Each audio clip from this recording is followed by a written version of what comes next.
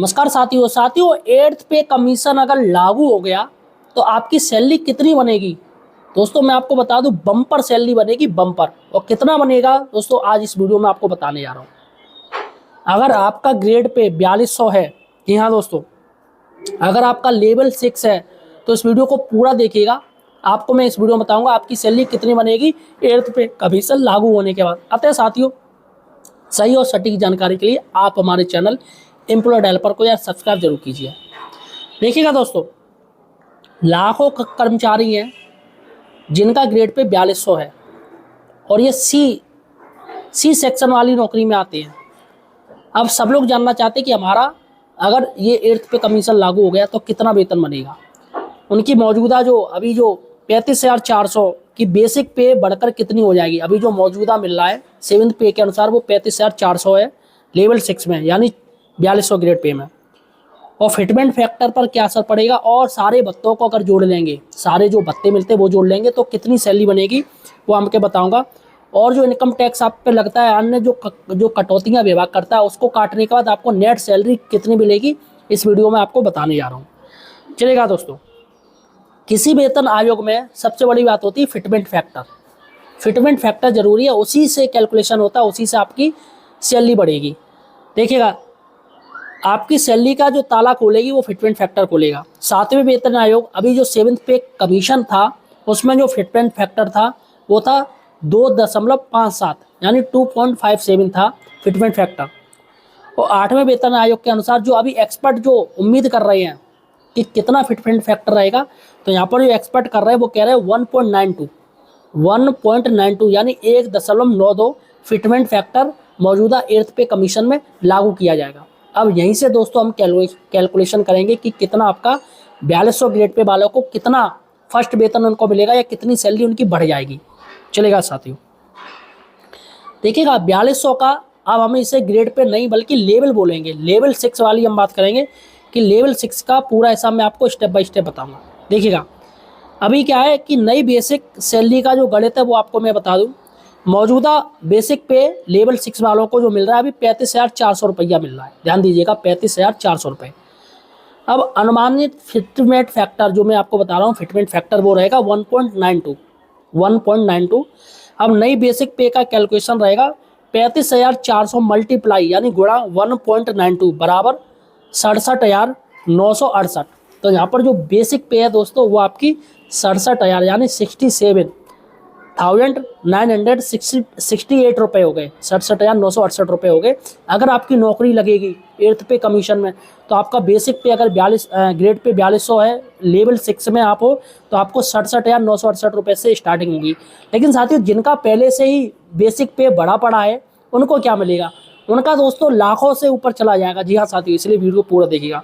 अब यहाँ पर दोस्तों भत्तों की भी बात करें क्योंकि भत्ते भी तो मिलते हैं, डीए मिलता है, ट्रांसपोर्ट मिलता है, एचआरए मिलता है, तो उनको अगर जोड़ लें तो आपका और ज़्यादा बढ़ जाएगा। देखिएगा, महंगाई भत्ता डीए नए वेतन आयोग लागू होने पर डीए शून्य कर दिया जाता है। ये तो शून्य हो जाएगा क्योंकि पुरानी महंगाई को बेसिक में एडजस्ट कर दिया जाता है। ठीक है, अब एचआरए की बात करें, हाउस रेंट अलाउंस। अगर आप एक्स कैटेगरी जैसे दिल्ली मुंबई में रहते तो आपको नई बेसिक का 30% एचआरए मिल सकता है।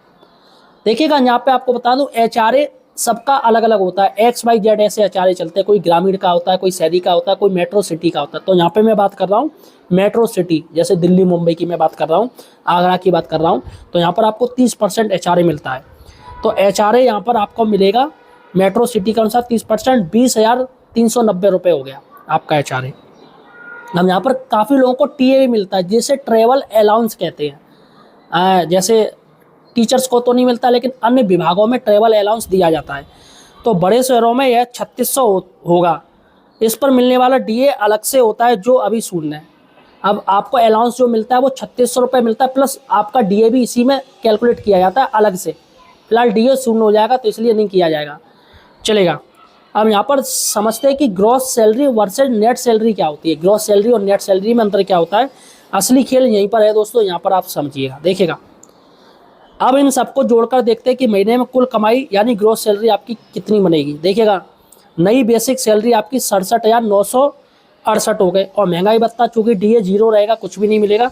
और हाउस रेंट अलाउंस है वो आपका 20,390 रुपये है।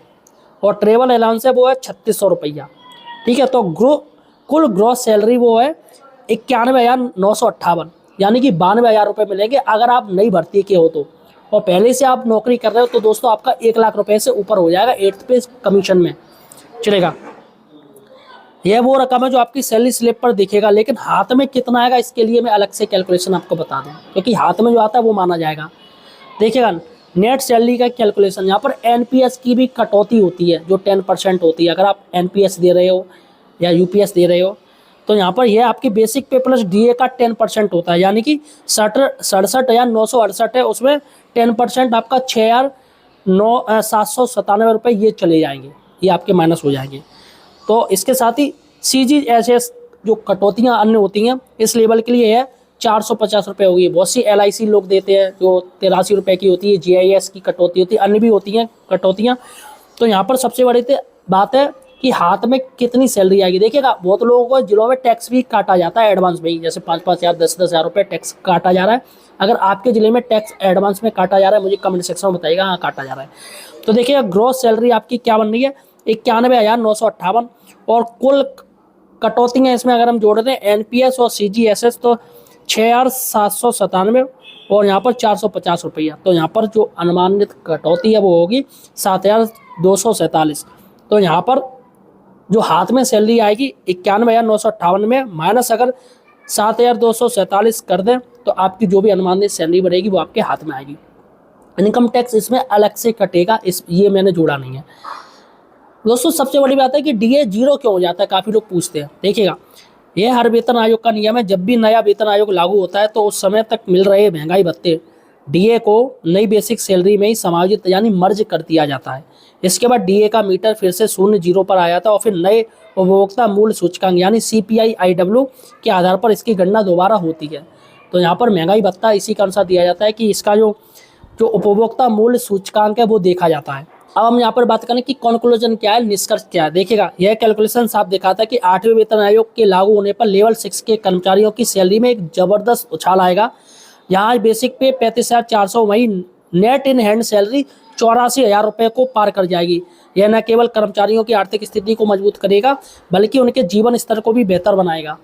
अब सरकार की तरफ से पैनल के गठन को लेकर होने वाले ऐलान का इंतजार है। तो वो पैनल तो गठित हो चुका है दोस्तों, अब उसकी रिपोर्ट 18 महीने बाद वो अपनी देंगे और फिर लागू किया जाएगा, देखते क्या होता है। अब दोस्तों काफ़ी लोगों के प्रश्न होंगे तो थोड़े प्रश्न में हम 4-5 प्रश्न ले रहे हैं जिसका हम जवाब देने जा रहे हैं। 8th पे वेतन आयोग कब से लागू हुआ है, तो यहाँ पर 1 जनवरी 2026 से लागू हो चुका है। फिटमेंट फैक्टर क्या होता है मैं आपको बता दूँ, यह एक मल्टीप्लायर है जिसमें मौजूदा बेसिक पे का गुणा करके नई बेसिक पे तय किया जाता है, जो मैंने आपको बताई थी 1.92 रहेगा। लेवल 6 के लिए मौजूदा बेसिक पे क्या है, तो 7वें वेतन आयोग के अनुसार लेवल 6 जिसे ग्रेड पे तब 4200 रुपये मिलता था, उसमें बेसिक पे की शुरुआत 35,400 रुपये होती थी। और HRA की गणना कैसे होती है, तो HRA की गणना शेयर के अनुसार होती है, जैसे XYZ शेयर होते हैं उसके अनुसार होती है। आधार बेसिक सैलरी के एक निश्चित % के रूप में होती है, वो आपको मिलता है 10%, 20%, 30%।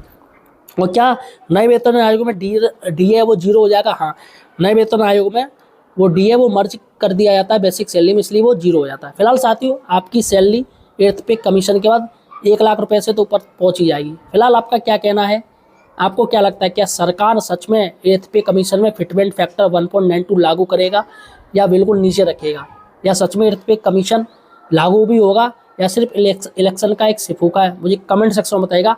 आप मुझे किस राज्य से देख रहे हो ये भी मुझे कमेंट सेक्शन में बताइएगा। धन्यवाद।